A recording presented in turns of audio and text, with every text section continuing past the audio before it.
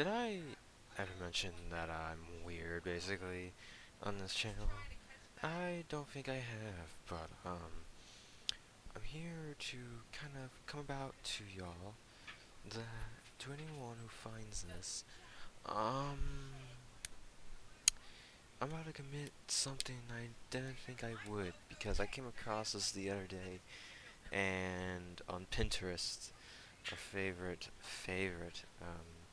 app, I guess, or on Google. And, I go on Pinterest to find memes on our cool artwork and whatnot. Well, I got recommended stuff because, I do follow up on them sometimes just to see the cool art and whatnot. And everyone loves Rampa, yeah. And this channel, Rampa's a big part of it.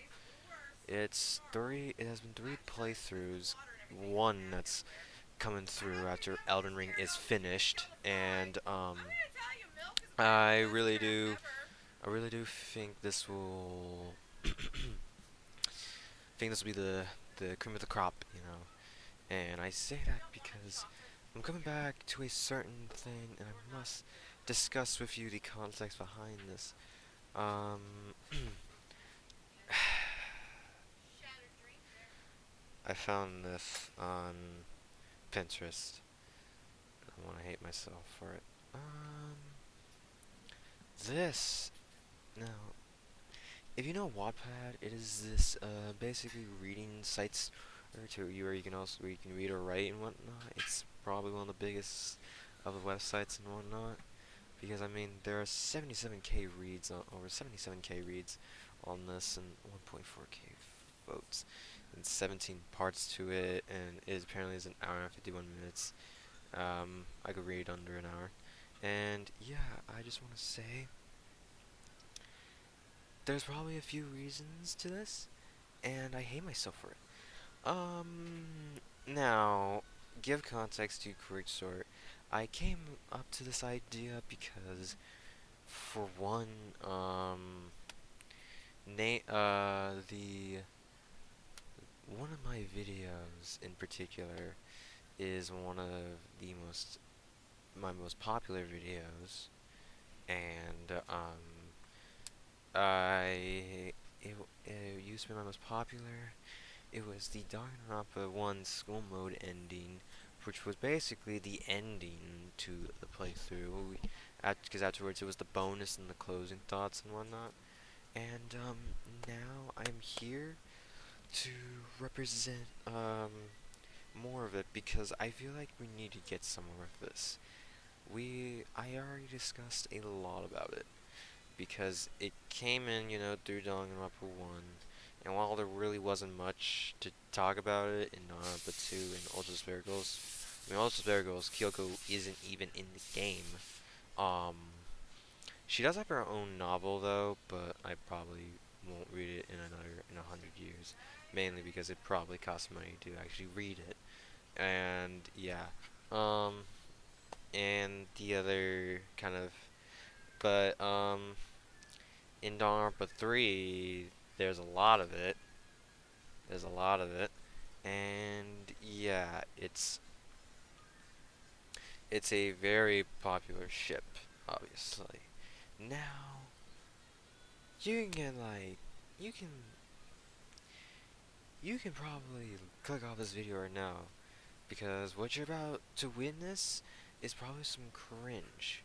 This is gonna be cringe. I'm gonna do my best to lower the cringe, or probably heighten it, depending on how you view it and listen to it. But yeah, I'm also going to be pointing this out, is that I my volume on my videos is indeed shit. It's terrible. I'm gonna find my way to fix it in the future. Um and yeah. Hibbity hoppity. Let's move on to it. Oh boy. Oh boy.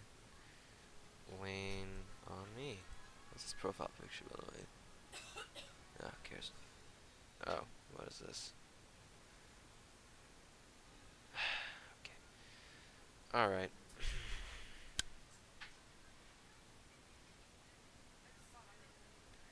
Let us begin And yeah, if this is indeed like an hour and 51 minutes, or basically 2 hours, I will most definitely edit it to two-parter. And also, please do not recommend me anymore. I don't want to see that on the right. But yeah, let's let's begin. Um, what voice? Let's just try a narrator voice. Kirigiri collapsed one day due to work. Asahina took her to the hospital immediately and had a doctor do a checkup on her. He ordered her to stay in bed and rest for a week. Kirigiri tried to refuse the doctor's orders because she was the head of the 14th Division. She could not afford to take a break with so many things going on under her jurisdiction. Oh boy. Due to the doctor's and Asahina's persistence, Kirigiri ended up giving up on resisting and accepted to listen to both of their advices. On the second day of staying in that home, Kirigiri tried to continue doing her work from home. It was forbidden to take work out of the office unless you were a division head. Despite sleeping in for a whole day, Kirigiri was still physically weak and forcing herself to do her regular routine was not helping her get better either. Okay, I don't know if that. Okay, there needs to be a comma there, probably. Luckily, the worried Asahina ordered in some reconnaissance, reconnaissance to check up on Kirigiri's condition. Despite being married, the two have yet to move in together. Oh no. I didn't see this in the anime. Naegi showed up before Kirigiri's apartment in his usual casual evergreen hoodie and jeans, since it was his day off.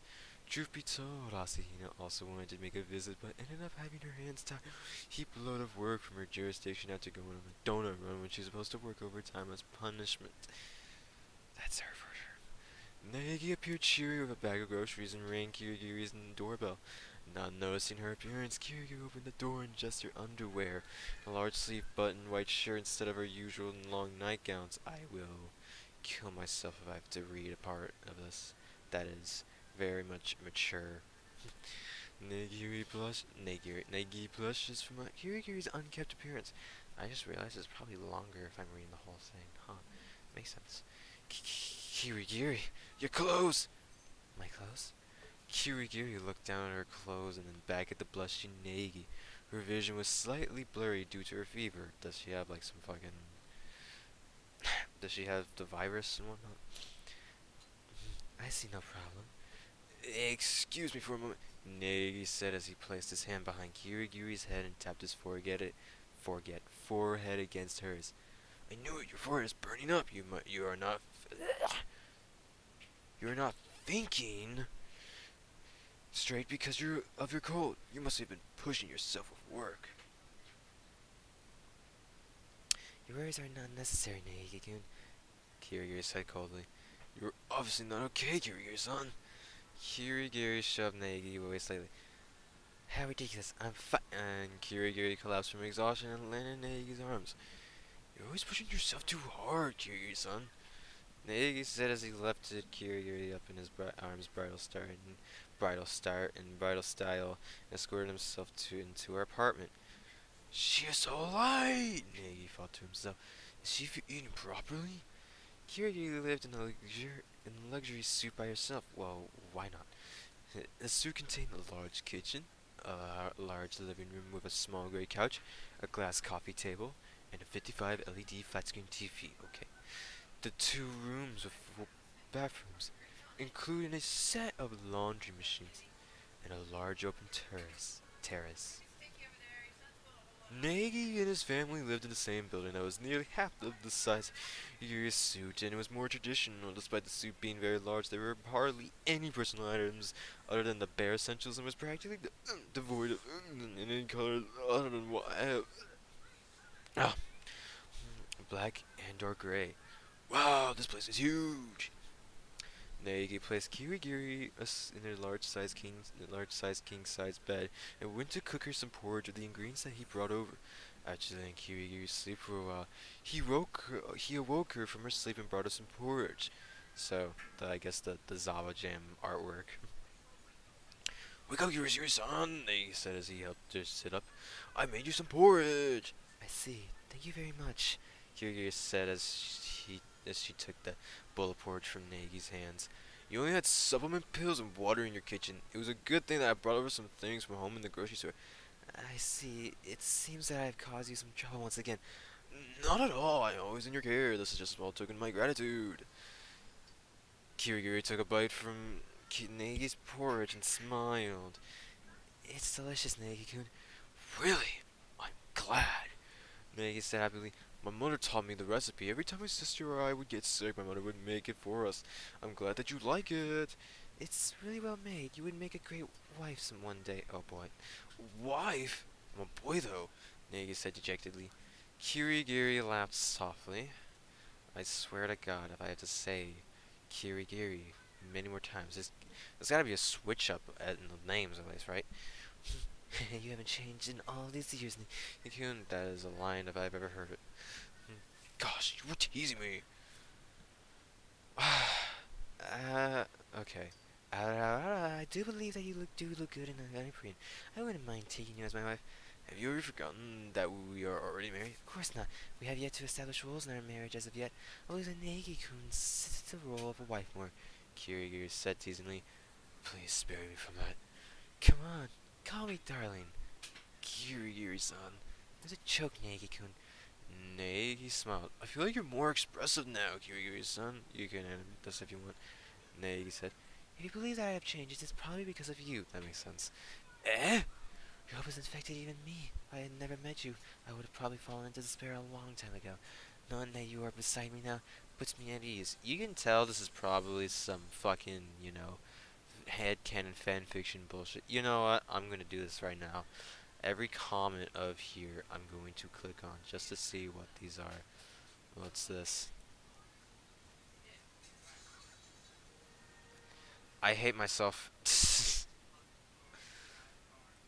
picture is. This is not optimal care. Believe me. Okay. Yeah, I'm gonna do this to add to the spice. Why not? Damn. Yeah. Fuck that shit. Damn. Alright. This is gonna take a minute. It's quarantine, girl.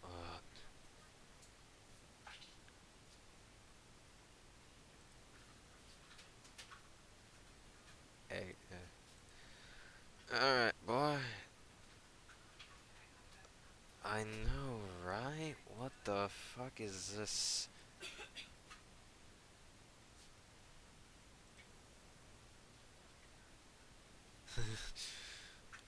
For real.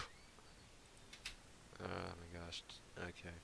We're just gonna do it in the parts that are mildly concerning. How about that?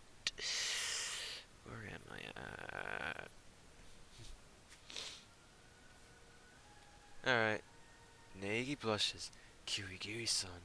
Anyways, can you give me a towel and some hot water? Also, like I mentioned, this is definitely some Yankee shit because I feel like because in the end of August Peak Academy, I'm pretty sure they've quit the Future Foundation job and whatnot, so it's like they totally blew it out of the water.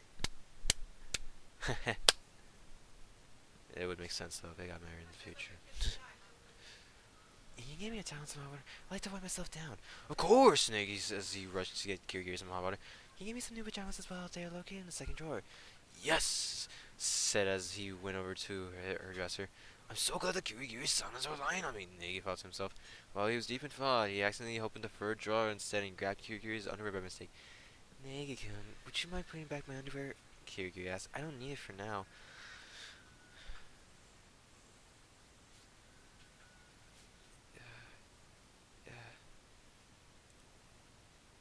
Something an NPC would say. Negi blushed when he noticed that he was holding onto Kirigiri's underwear up in the air. I'm so sorry, Negi said as he put back her underwear. After wiping herself down and changing into new pajamas, Negi came back with some medicine and a glass of water. Are you feeling better now, Kirigiri-san? Yes, thanks to you. This is some cold medicine I brought from home. My mom likes to buy things in bulk. I'm glad I brought some over. Nagi said as he handed out Kirigiri some medicine and water. You didn't have any medicine in your cabinets. Kirigiri quickly swallowed her medicine and handed Nagi the empty glass. I do not usually get sick, so I saw no need to buy them. You should carry some cold medicine at least. When was the last time you were sick? I suppose when I was around the age of 6, I had a really bad fever. I never get sick except when I go to school. Damn. that's a paragraph in an essay. Bro, I have fucking allergies and nose problems, man. I feel like I'm always what's the word? Congested and whatnot. I always have one hole in particular that's congested. I suppose when I was around the age of 6, yeah. Really? That long ago? I was just unlucky this time around. Unlucky? Maybe you should take care of your health instead of depending on your luck. Is that what the former super high school level? Okay, former high. Start saying ultimate. I know. Is this what the former super high school level lucky student should be saying? Just say. Oh. I really am thankful for the medicine and all you have done. That you're really good at taking care of people. Do you do this often? I have a little sister. She was quite a handful when she was younger, so I often took care of her like this. Now she has grown up to be a very responsible person. It is her who takes care of me nowadays. I'm pretty sure that you had someone like that as well. Maybe, at one point. My mother died when I was young, so I don't remember much about her. I remember that my father tried his best to take care of me until he left my grandfather, that bitch. Back then, I did not have the luxury of getting cared for like this, nor will I experience getting cared for by my family when there is no one left. I apologize for talking about something depressing. I usually don't talk about things like this. It has gotten quite late. You should go home and eat dinner with your family, Nagi. I should stay and take care of you. I'm fine. I've recovered a lot thanks to your help. Nagi gave her a worried look. I really am fine. I really am fine. Kiryu assured her as she placed one hand on his cheek. You're right. I should get going. You'll be able to sleep better if I'm not here to bother you. Please get some rest after I'm gone. Kirigiri-san. Nagi said as he got up from the chair beside Kirigiri's bedside. I'm just gonna talk in this voice. That was my narrator. I also left some water by your bedside along with some medicine. There's some more porridge on the stove, and don't forget, I will be fine, Nagi-kun. Nagi gave a small sigh. See you later, Kirigiri-san. Yeah, see you later. Kirigiri said with a small smile on her face. After Nagi left, Kirigiri laid back on her bed and pulled up her covers. Family, huh? Due to the Enoshima Junko's grand plan, okay, is this made by a Japanese person? I'm sorry, they just put the last name after the first name. I'm not I'm not trying to be rude or anything, but is this, me being American, I'm used to the first name. Grand plan to spread despair. Kirigiri lost all of her remaining family members. It was difficult for her to wake up in the morning and remember that she was all alone. However, Kirigiri was able to move on with her life because Nagi was able to become the pillar of the support. Though, I can say that this could be an American writing in Japanese style, which is perfectly fine as well. It's perfectly fine for either side to write this. Kirigiri-san. Kirigiri-san. Kirigiri woke up to the young brunette's voice. Nagi-kun? Kirigiri says she sat up by herself and held onto her aching head. While checking the time, she saw that Nagi had come back at a time when he would usually eat with his family. What are you doing here? I never left, Kirigiri-san. Only went away so that you could sleep. I wouldn't be too worried about you staying in this place all by yourself when you're so weak like this. You should be eating with your family, Nagi-kun. I am. Nagi says he showed Kirigiri a tray containing 2 bowls of porridge. What? Nagi took out a small cubicle navy blue box and took out a small white gold diamond ring and slipped in onto please Kirigiri's wedding finger. Have you forgotten that you were also my family, Kirigiri-san? Nagi asked as he intertwined his right hand with Kirigiri's left hand. I want to share all the bad times as well as the good times with you, Kirigiri-san. That is what I intended to do when I asked you to marry me. Kirigiri blushes. My goodness, you always have a way of words. On a side note, how did you figure out my ring size? Oh, on the day that you were sleeping beside me, I measured it then. Since I was going to ask you to marry me, I thought I should prepare a ring for you one day as well. I did not know if you would like a ring that was chosen by my taste, so I asked Asahina-san for some advice on how to pick a nice ring for you. I was planning on giving it to you a few days ago, but you suddenly feel ill. You planned that far ahead? Hmm? He's too natural at this rate, he will become a professional gigolo. Kirigiri thought to herself. I should look that up. Nothing. It's beautiful, Nagin. I see. I'm glad that you like it. Did you buy yourself a ring as well? I'm a little short on cash right now because of it. Rings are quite pricey. Like I saw one at least for $1,000 at Walmart, and I wanted to get you a ring as soon as possible, so it's fine. I can buy myself one after I get my next paycheck. Nagy said enthusiastically. I will get you one. Then I will get you one of my choosing next. Really? Yes. Since you went out of your way to get me this, I believe that is only fair. Kirigiri-san, I didn't buy you this ring because I wanted you to feel indebted to me. I wanted to get you this ring because I wanted to make you happy. Then I'll get you a ring that because I want you to be happy too. Kirigiri says she tapped her head against Nagi's chest. I'm already very happy right now. Wait. I'm already very happy right now, Kirigiri-san. Nagi said as he wrapped both of his arms around Kirigiri and brought her into a tight embrace. Asahina, who came by to visit Kirigiri, accidentally stumbled into the scene and walked out slowly. Hey, cha-cha! They're in their own little world right now. Asahina said with a wide grin across her face. I guess I'll just leave myself out now. To get in the ring. Simchain.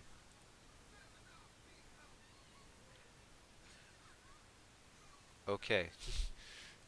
Never mind. Kiryu recently collapsed due to neglecting her health. Nagi offered to nurse her back into. I'm checking my timer right now. Nurse her back to health by visiting her and making her meals every day. After that, Nagi continuously came over to Kiryu's home day and night to support her meals and entertain her with stories to fill up her days. Nagi also came over to help take over Kiryu's duties as she supervised him. Nagi knocked on Kiryu's door. Welcome back, Kiryu told Nagi as she opened the door. Nagi came soaked to the bone. Meat on the bone. It rained today. It sure did. That is quite some bad luck. Would you like to borrow a tracksuit? Achoo! Yes, please. Go take a shower and a bath to warm yourself up, Kiryu said as she pushed Nagi towards her guest bathroom. I'm fine with just a fresh change of clothes. I can't have you catching a cold as well, Kiryu said as she handed Nagi a towel and her tracksuit. Okay. I'm taking a bath at Kirigiri's house. I'm just saying their names. God. Makoto thought to himself nervously. Kyoko placed a fresh tracksuit along with some boxes and braced into a basket with a fresh towel as she had prepared beforehand, but knowing of Makoto's poor luck on rainy days. I will leave a towel and a fresh set of clothes here for you in the changing room, Kyoko said. Thank you, Kyoko-san. After after Makoto's bath, Makoto felt slightly embarrassed to find that Kyoko had even prepared underwear for him. To looking around the changing room, Makoto couldn't find his old clothes. Makoto quickly changed his clothes and met Kyoko in the living room. Kyoko-san, did you happen to see where my wet clothes went? I placed them into the washer and the dryer. Makoto felt embarrassed from knowing that Kyoko also touched his underwear. Sadly for him, today was the day Makoto wore boxes with a cute bear print on the backside that his sister got for him one day. Thank you. So Makoto-kun is the boxer type of person, Kyoko said in a teasing voice. I didn't know, so I brought you both. I was also not expecting a bear print. So that is what you like? Kyoko-san, please forget about that, Makoto said embarrassedly. Kyoko chuckled softly. It'll be our little secret, Kyoko said with a little smile. Makoto stared at her smiling face for a moment. Did you bring over more paperwork? Yes! Cough, cough. Her cough is still bad, Makoto analyzed in his head. Hand it over to me. I will look at it. Of course, Kyoko, Makoto says he handed Kyoko his portfolio. Thank you, Makoto-kun. Please, go to bed after this, Kyoko-san. A sick bay patient should not push themselves when they are sick. I know. I'll get this done as soon as possible. Makoto stared at Kyoko's face as she read through the documents. Kyoko has really long eyelashes, Makoto thought to himself. She's really pretty and has a nice style. I wonder what she sees in me. She also seems mature all the time. I seem pretty childish compared to her. Is there something on my face? Kyoko asked her to put down her documents. Not at all, Makoto answered nervously. At that moment, the pot started steaming. I'll make some tea!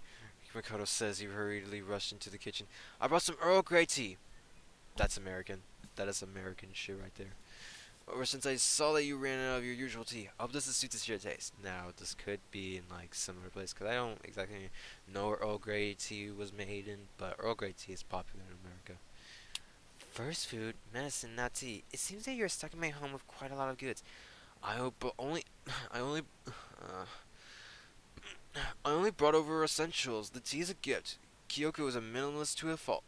I'm not a very good cook, and I don't get sick often, so that's why you didn't say anything when I asked you the question if you know how to cook. So I didn't think I needed those things to like those to begin with. After trying your cooking, I thought that warm, freshly made food was quite nice. I'm glad, Kyoko. I will leave you a book full of easy recipes as well for you when you get better. Kyoko handed Makoto her code written on a piece of paper for her apartment. It's the code to my apartment. You can use it to come and go whenever you would like to since you come here often. It is bothersome to open the door all at the time. Kyoko said behind her flushed cheeks that Makoto barely noticed. Thank you very much, Kyoko, Makoto said with a large smile. It's no problem at all. Are you okay with me having this? Of course. I trust you, Makoto. Makoto blushes softly. Thank you, Kyoko. For the next few days, Makoto kept coming back and forth from Kyoko's home and the office. He successfully nursed Kyoko back to perfect health until she was back was healthy enough to resume her duties as a supervisor. It seems that you are healthy now, Kyoko, Makoto said as he picked up her last meal and brought the used dishes over to the sink. Allow me to help. It's the least that I can do. Then, can you dry them for me? Yes. Yes. I'm glad that you're feeling better now, Kyoko. The struggle around the office without you around. I thought Togami took over my position for me while I was gone. He did. His touch is a bit rough. Makoto said as the shivers went down his spine. It seems that you have went through a lot. You even came here to take care of me often. I feel as your supervisor. Not at all! You are an excellent supervisor. Your disappearance only made us realize how much we were lacking and how much you meant as for the strength. We are working much harder now in hope of lessening your burdens. I see. I'm grateful to you all, especially you, Neigi-kun. This is the least I could do. You're always supporting me and helping me with anything else. I suppose you won't be coming over as often then? Yes, you need your space as well. I hope I was not too much of a bother to you during the time I was here. You're not a bother at all. Rather, embarrassed about what Kyoko herself was about to say, she held back her words for a few minutes. Kyoko? Say, shall we live together? Kyoko suggested in a quiet voice. After a few moments of silence, Makoto's face turned bright red. What was that you just said? I said if you wanted to live together, Kyoko repeated in a slightly more louder tone. Ugh! Ugh! Ugh! You don't have to be so loud about it, Makoto. I'm sorry. What you are suggesting? Yes, move in. I have plenty of space in the spare room. Yes, that is true. We are already married. Don't you suppose that is strange to still be living apart from one another, yet you still come over here every day? I suppose so. Let me have some time to think about it. It's too sudden. There is only a couch here. Maybe I could probably sleep there. Kyoko blushes. May I make a bold suggestion? Kirigiri asked timidly as she played with her fingers. Yes, of course. Do you have a solution in mind? Somewhat. If you're willing to hear me out, my bed is designed to be able to accommodate for more than one person, Kyoko said softly. Is is the only option your bed? Makoto asked nervously. I would not want your help to deter from sleeping on the couch. I don't mind because we are married. Unless you do. Not at all. Makoto's nose started bleeding profusely from the thought of sharing the same bed together. I'll move in right away, he said as he quickly grabbed her for a box of tissues. I will get you more tissues, Kyoko said with a slight smile on the corner of her lips as she turned around to give him tissues. Kyoko woke up a little earlier than usual and took out a ring from a small navy blue cubicle box she kept in her nightstand. She slightly took Makoto's left hand into hers and slipped on the ring and pretended to go back to sleep. Makoto was actually awake the whole time and pretended to keep on sleeping to see what Kyoko was doing. He smiled at her small act and took her into his embrace. Good morning, Kyoko. What's with this hug so early in the morning? Do you hate it? Not really. Thank you for the ring, Kyoko. Were you awake this whole time? Yes, you were very cute when you put the ring on my finger timidly. Cute? Are you half asleep? I'm fully awake now, Makoto replied. You fiend, Kiryu says she hugged Makoto back. Let's see what these are. I didn't wanna... No, get out of there.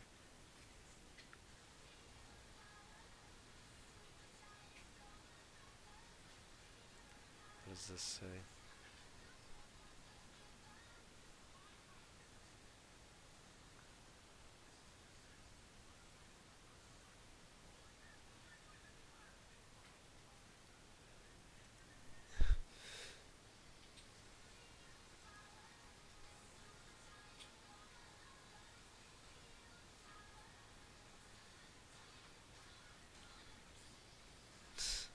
I know, right? Why do they not live together?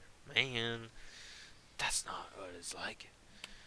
Kyoko's branch decides to hold a small office party along with Makoto and the usual gang. Negichi, okay. Pour me another glass of beer, Hagakure says as he waved his glass around the air. Yes! Makoto says he poured him another glass. This place is too loud for my tastes. Kyoko says she drank her orange juice. Once in a while is alright, Makoto said. Coming to a party only to drink juice. Don't you suppose that is a bit rude? Togami pointed out. Forcing someone who is not well versed with alcohol to drink is even more fiendish, don't you suppose so? Kyoko retorted. No, let's get along today, Makoto said as he tried being the mediator between these two. Let me fill you up another glass, Kyoko. Makoto poured Kyoko another glass, accidentally pouring her alcohol. What does this say?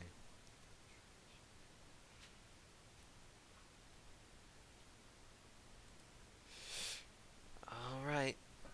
Kyoko drank without any concern for her drink due to her high trust in Makoto. Motherfuckers. Isn't this orange juice? Hagakure said, examining his drink.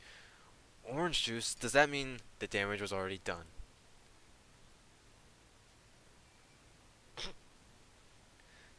And I hope.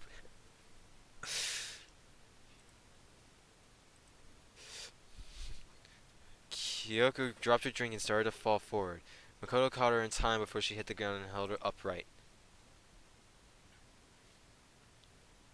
Okay. Kyoko, are you alright? Kyoko groaned softly. Water. Makoto carried Kyoko's body out to the restaurant's back room. The back rooms. Kyoko-chan is really weak to alcohol, Asina says. She got Kirigiri some water to drink. No wonder she drinks juice all the time. It's kinda cute when she acts meek. Kyoko rolled her eyes slightly. Oh, you're awake now, Makoto said joyfully. How are you feeling?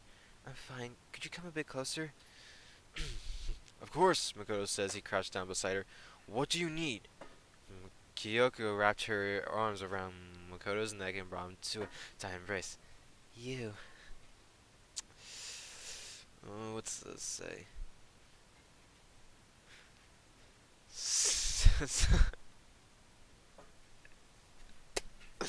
Smooth like Mondo butter, like criminal undercover.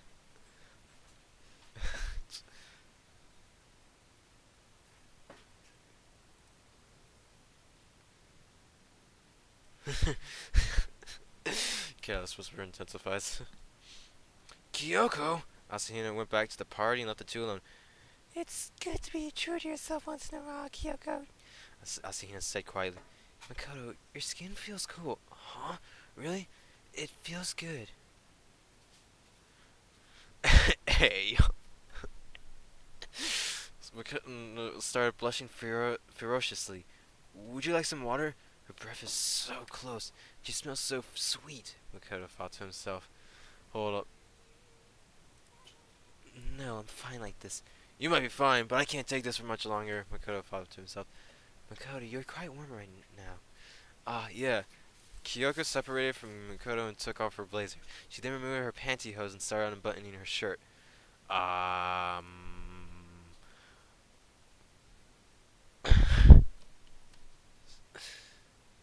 Uh-huh.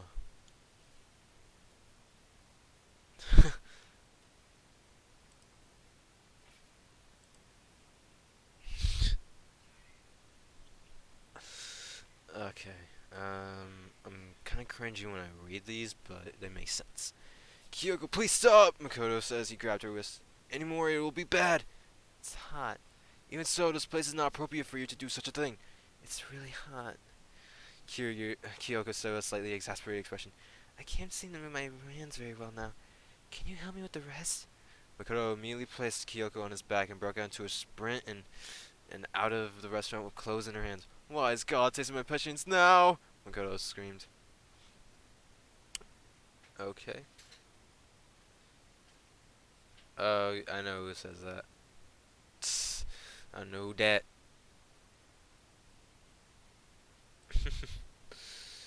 Kyoko fell asleep as soon after being carried on Makoto's back. Kyoko woke up a few minutes after leaving the restaurant. Makoto, where are we going? Kyoko asked dazedly. I'm taking us home. I already messaged Asahina and told him that we were going home early. I see. I'm sorry for the trouble I am causing. Kyoko says she fell asleep again. Makoto smiled. You're no trouble at all, he told her quietly. Makoto, are we home yet? Kyoko asked as they reached the complex. There was 85 in there, yeah.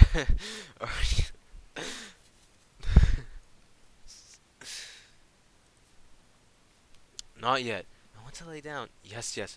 Faster. We're here, Makoto said as he brought Kyoko to their bedroom. He placed Kyoko under her covers softly. Good night, Kyoko. Makoto went back to collect Kyoko's fallen clothes when they came back to the suit and relaxed on the couch. It's a bad idea to get in the same bed as her when she's drunk, right? Makoto thought to himself. Jesus Christ. A few minutes later, after dozing off on the couch for a few minutes, Makoto felt a heavy weight on his abdomen. Ugh. When he opened his eyes, he found a lavender hair-colored girl sitting on his abdomen without any pants and her white shirt unbuttoned and her black lace underwear. Oh my god.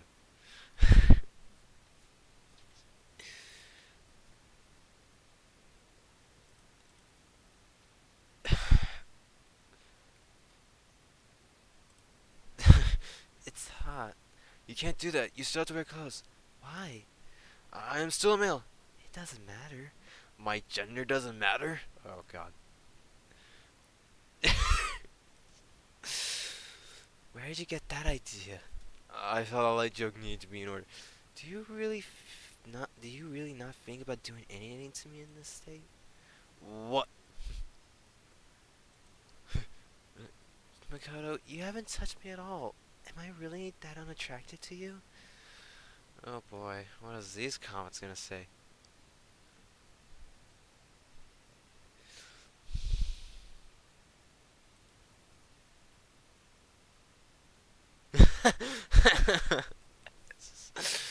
Makoto removed his hand from his eyes and touched Kyoko's neck and ran his fingers down Kyoko's silky hair.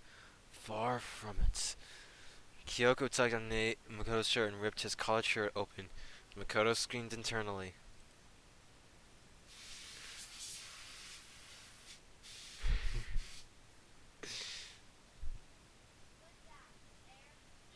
Okay, all of these are just, yeah, they're kind of overreacting a bit. This should be okay then, Kyoko says. She proceeded to unlatch his belt. Oh boy. Consent. Consent.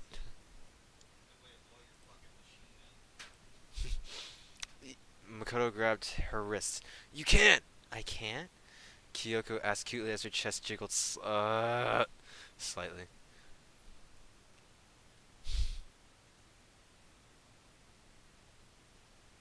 Oh boy. Makoto felt weak-willed for a moment. I'm not saying that you can't. It's okay then? Kyoko said. Makoto shook his head ferociously. You can't! A lot of things need to be in order, but more importantly, you are drunk. I am not drunk.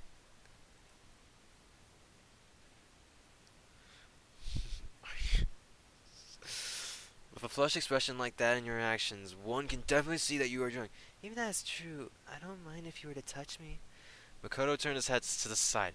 I want to treasure you, Kyoko, Makoto says. He turned towards her. I think it's bad to be rushing like this, especially when you are drunk. I want to treasure you too, Makoto, Kyoko said with a bright smile.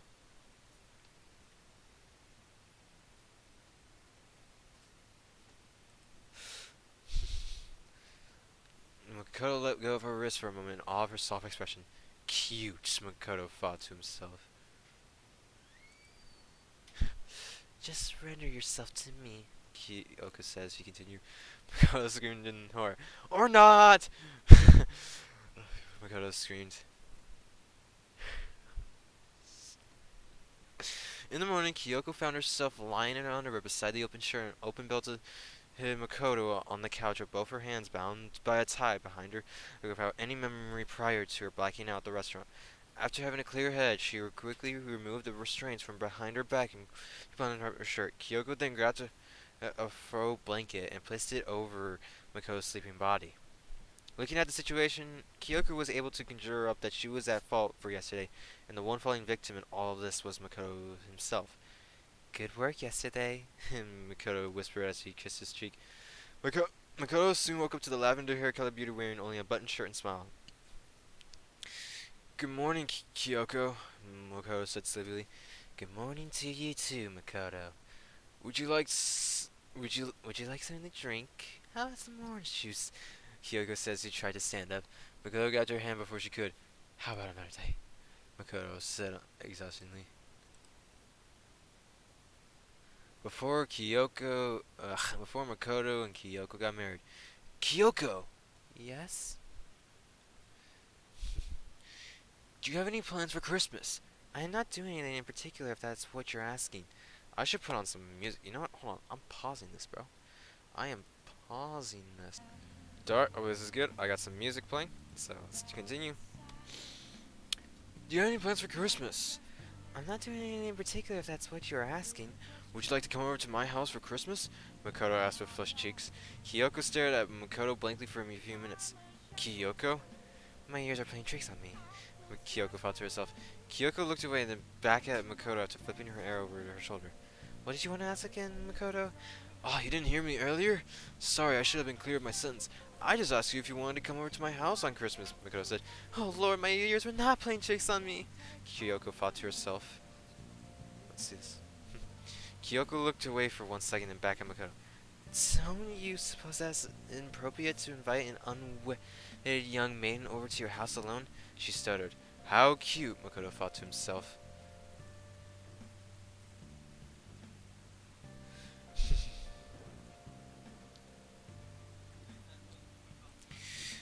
We won't be alone, Kyoko, Makoto said with a smile on his face. My whole family, me, my sister Komari, and my parents are all going to be there to celebrate with me. I also invited Asahina-san, Togami-san, and Hagakure-san, but they already have plans to spend it with their respective families as well. Your family? I cannot possibly intrude. That would be rude.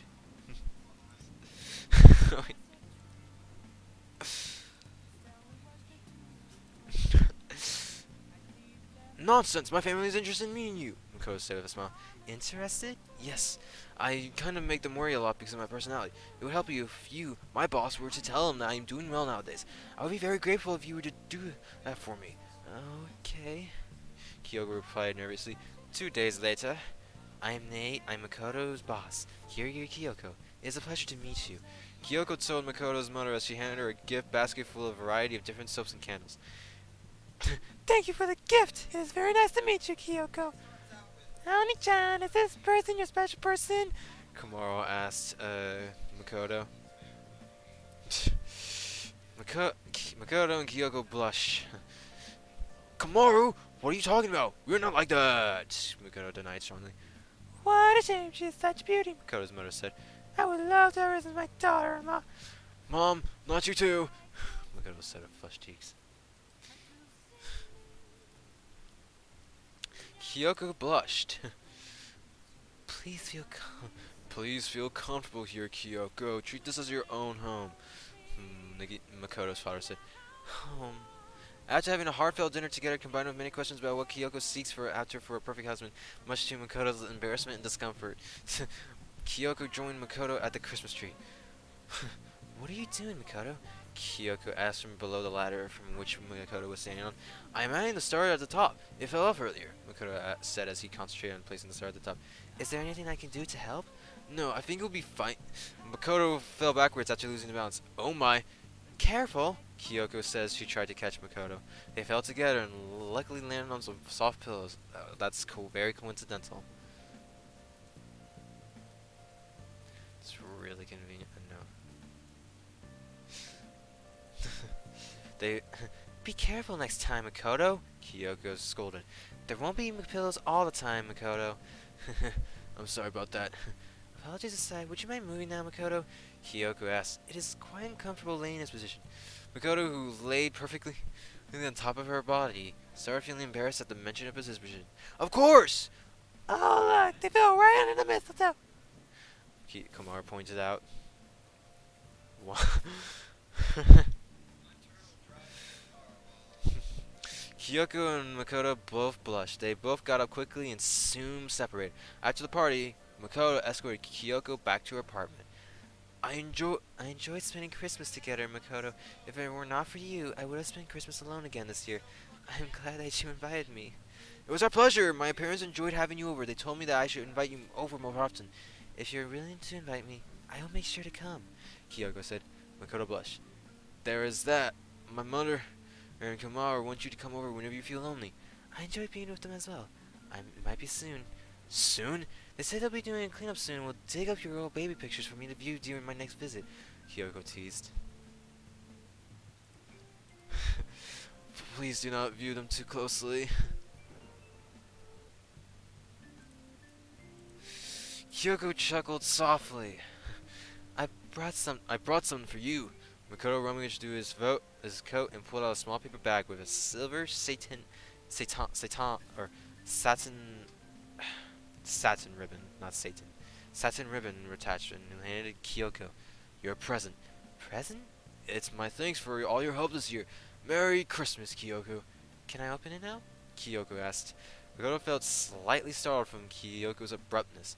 Yes, you can. It's a little embarrassing if you do it in front of me, Makoto said as he lightly scratched his chin. Kyoko paid no mind to Makoto's embarrassment and opened the small bag. In it was a pair of black velvet ribbons similar to her own.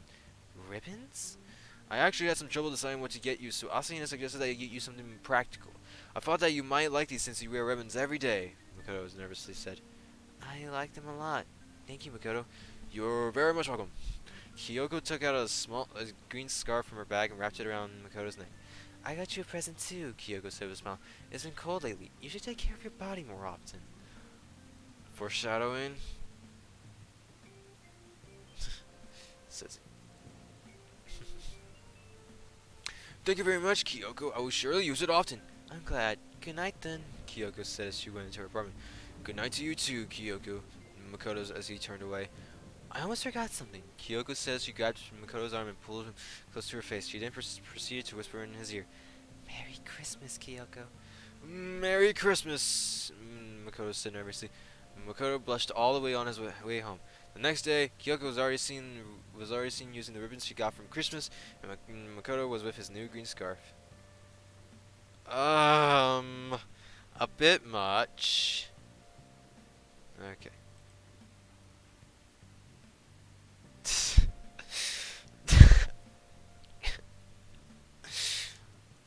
Nice. Fucking nice. Okay, back here. Okay.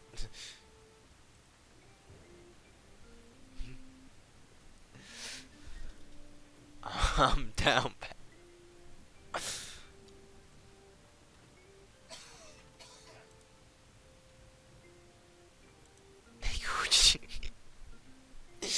Not so loud, Tagakuri-san. Is it so strange? Very. You two are already married, had your wedding moved in together, and even sleep in the same bed together. What do you mean by you are still a virgin? What do you mean? What do you suppose married life is about?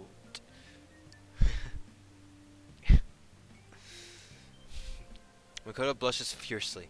Tagakuri-san, you're being loud again. We have not even had a proper kiss on the lips yet. How do you expect me to do that sort of thing so quickly? Oh god, what are the comments? You two haven't any kissed yet? A lot of steps were skipped. What exactly did you do on your wedding night? We laid in bed while holding hands and just slept.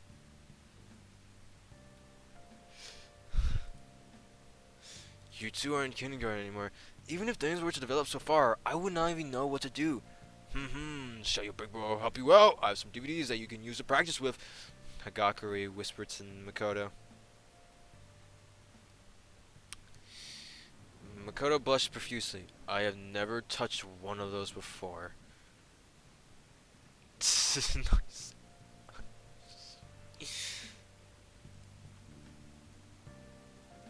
Holy whoa.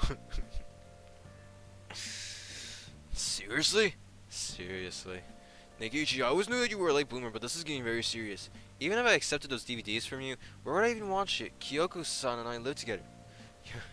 Watch it somewhere she wouldn't be looking, like in the bathroom. You two haven't kissed yet, so I know for sure that taking a bath together is too high of a hurdle for you. It is the perfect place to get your business done. Kirigiri will be happy. Shall I lend you a DVD player as well? Hagakure asks as he placed one arm around Makoto's neck. I don't know. It feels a bit wrong to watch that sort of thing in the same house, Kyoko. Stop being a stickler and perform your duties as a man and as a husband. Asahina showed up to the commotion they were causing. What? What? What are you guys talking about? Asahina asked excitedly. We were just talking about Makoto's love life. They haven't even kissed yet. Hagakure whispered to Asahina. My Makoto! You haven't even kissed Kyoko yet! I have. It's not like I have not kissed her at all. I kissed her forehead during our wedding and her cheek before we go to work a few times.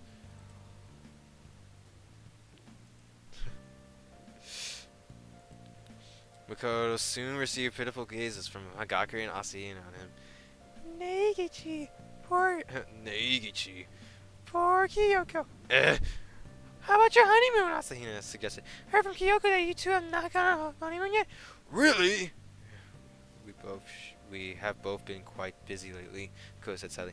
It'd be the perfect time for you to get closer, Asahina said optimistically. Our honeymoon, huh? I would go somewhere with Kyoko, but nowhere too expensive though. I would like to splurge as well, but I spent most of my savings on our wedding ring. Makoto, Hagakure, Asahina sighed together. I have heard about your dilemma, Neigi, Togami said. Fear not, for I have an island retreat perfect for you two to get closer. Guys, I hate this Togami.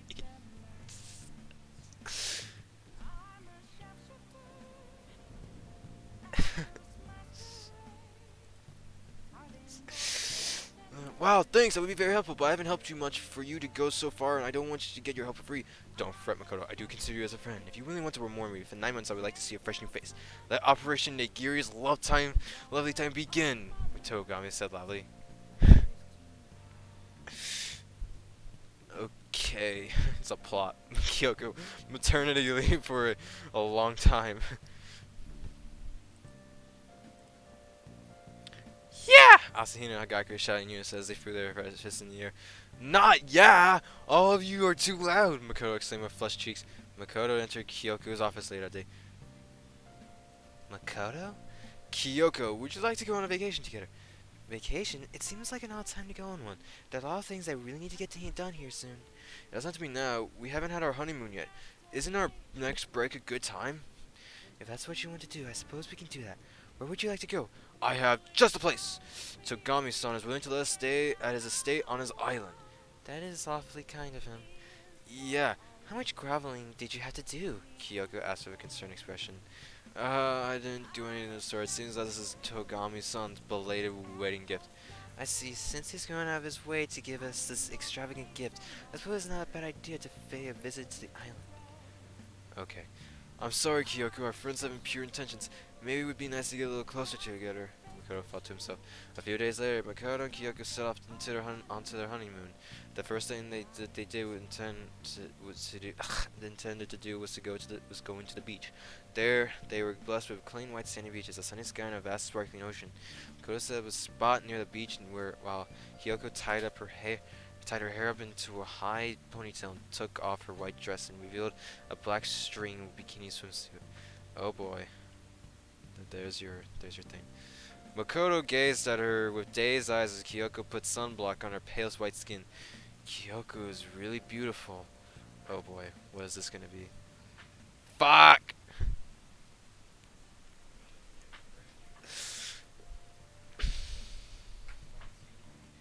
Real. Okay, you don't need to say that.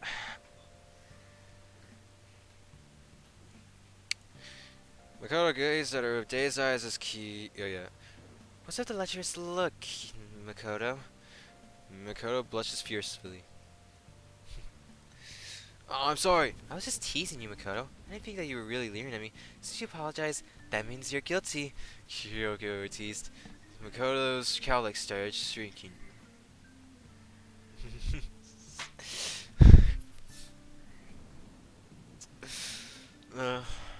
Makoto's cowlick started shrinking. I'm sorry, I was leering at you, Makoto said as he turned his head away in embarrassment. Maybe it is a word for his dick.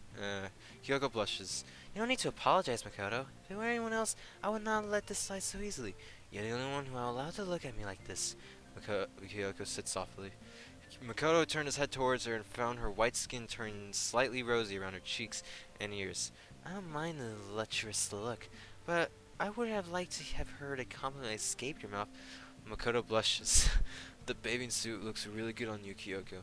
You should work a bit on your compliments, but you passed. Shall we play in the water, Makoto?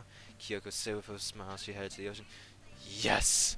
Makoto said as he ran towards her. After tossing a beach ball around for a while, Makoto lost his footing when he slipped on some seaweed and knocked Kyoko over into the shallow waters. I'm sorry, Kyoko. Makoto apologized. Are you okay? He looked up and found that both his hands were laid on Kyoko's bosom.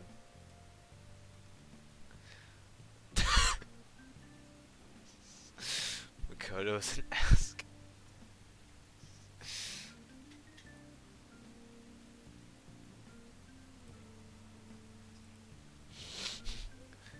They're so soft! Makoto thought to himself.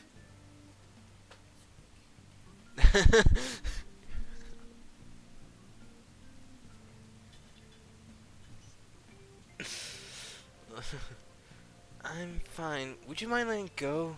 Kyoko said. Hi, what am I doing to Kyoko? Hi. I'm very softly. What am I saying? Makoto says he immediately let go. It's fine already. I think that's enough of playing in the water. Let's get out now. Here, Makoto says he held out a hand for Kyoko to hold on to. Thank you, Makoto. In the distance. Yes, Operation Seaweed was a success. Blah! Toko gasped as she took off her snorkeling gear. I've done what you asked for, Byaka-sama. You placed seaweed there on purpose? Yes, Mongro! Yes, Mongro. To be specific, I only placed a few around and calculated its ultimate luck as a factor. Tokami said proudly. In the distance, Makoto tripped on another piece of seaweed and knocked Kyoko down once more to the shore. This time, Makoto's face fell unexpectedly onto Kyoko's bottom, which also resulted in Makoto's hand placed on Kyoko's bottom.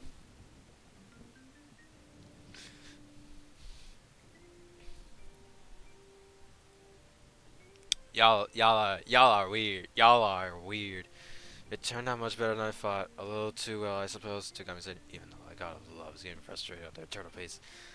I don't think we should be forcing them like this, Tokami-san. Asahina said with a concerned expression. Maybe we should leave them alone. Asahina, don't you think it is a bit strange they have gone so far in their relationship but have yet to get closer physically? Even after that forced event, it seems that Makoto is still a bit hesitant at taking a proactive role. I know for sure that idiot doesn't have any evil ideas towards Kyoko. He's too pure for his own good. That may be so. We also don't know about how much Kyoko has to endure because of his hesitant personality. She's probably holding in a lot more than any of us can imagine. As his friends, we're just giving him a slight push for my amusement. The rest is up to them. Kyoko-chan, let's do our best to help them succeed! Asahina said.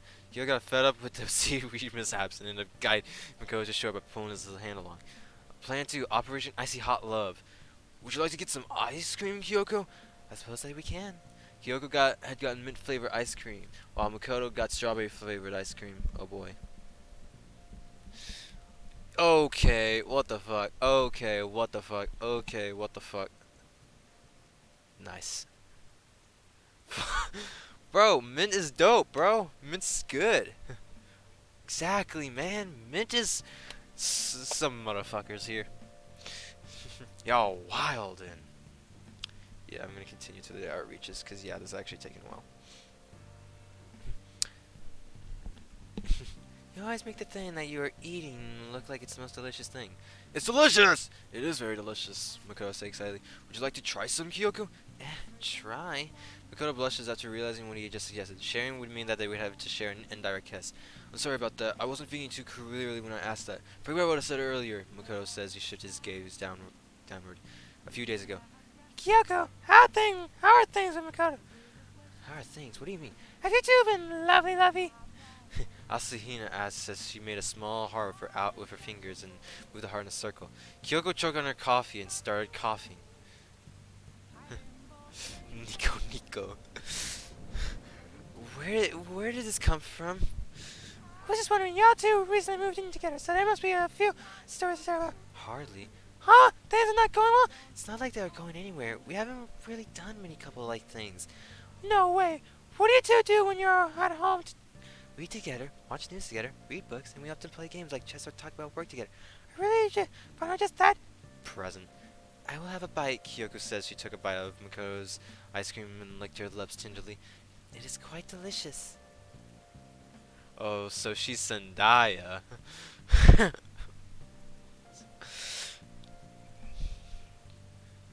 Me, apparently.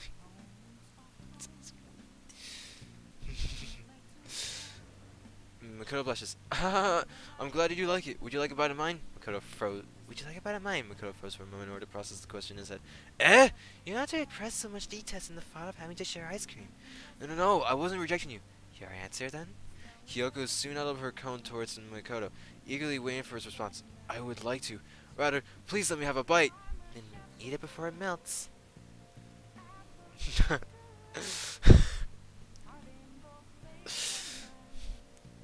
Makoto closed his eyes as he went for a bite. It's takumasu. Oh.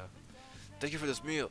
A random stranger that Togami tipped off pushed Makoto slightly after he took a bite from Kyoko's ice cream. Sorry, the male said after bumped into Makoto. God, I gotta get laid.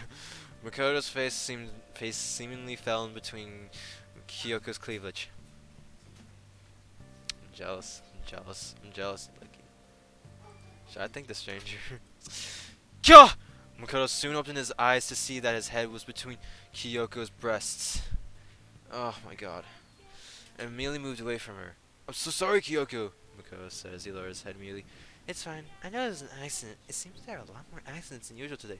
Kyoko's detective curiosity started to act up. Ah, got me acting up, baby.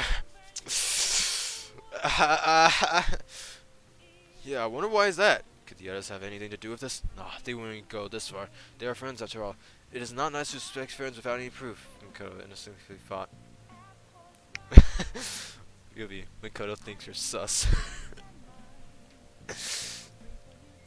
Our cute male protagonist is too pure. Kyoko started looking around for clues. She found a note telling the person earlier to push Makoto into her and slipped into her gloves. Kyoko, I will go into the bathroom for a bit. When Kyoko came back from investigating for a bit, she found Makoto surrounded by two busty women, pushing their chests up to his face. Hey, you got Q. If you're alone, you should join us, the busty brune says. She grabbed Makoto's arm. I am waiting for my partner to return, so I have to refuse. Fucking man. It's fine if your friend comes too, the girl's friend said. Kyoko sighs. I suppose I should interject soon. Kyoko said out loud. A male with an unkempt appearance grabbed Kyoko's wrist. Where are you going, cutie? He asked with a smirk of his friends in the background.